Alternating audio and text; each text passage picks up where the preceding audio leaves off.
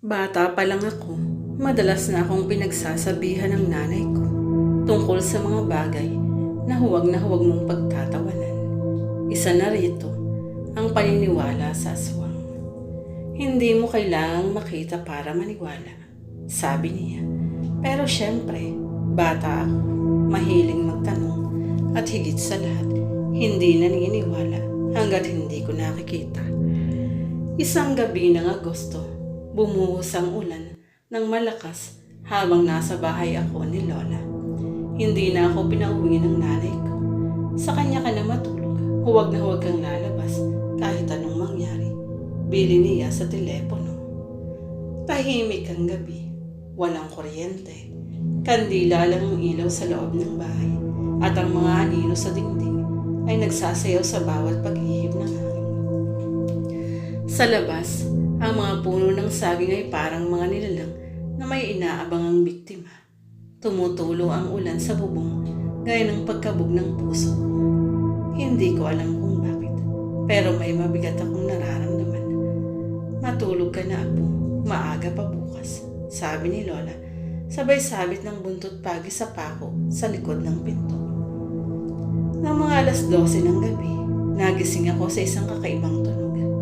Hindi ulan, hindi hangin, parang pagaspas. Pagaspas ng malalaking pakpak.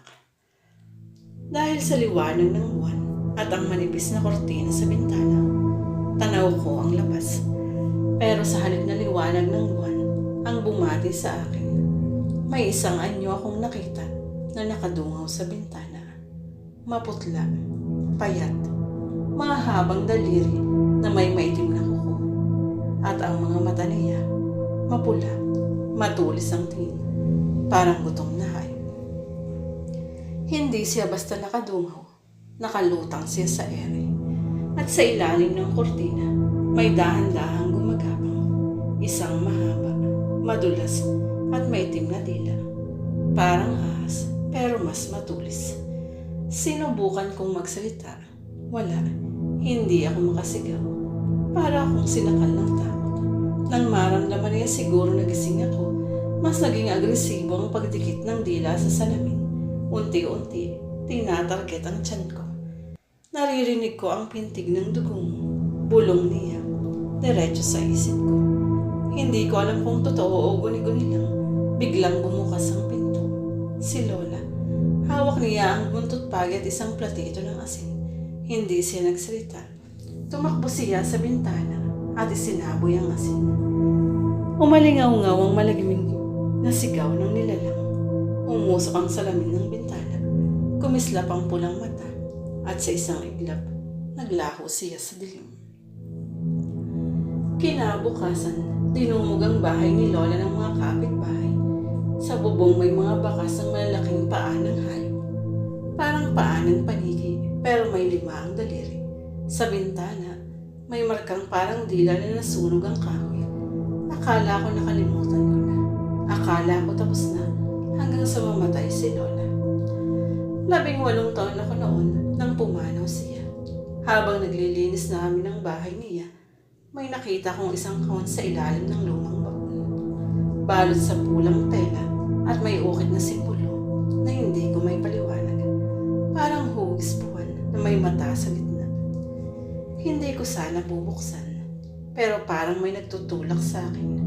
Nang alisin ko ang tela, lumamig bigla ang paligid. Sa loob ng kahon, may lumang journal, ilang tuyong dahon ng kakawati, balat ng ahas, at isang perasong papel na may pangalan. Alvin de la Cruz, tagapagmana. Nalamig ang bato ko. Binuksan ko ang journal. Sulat kamay ni Lola. Mga tala ni Rosa de la Cruz.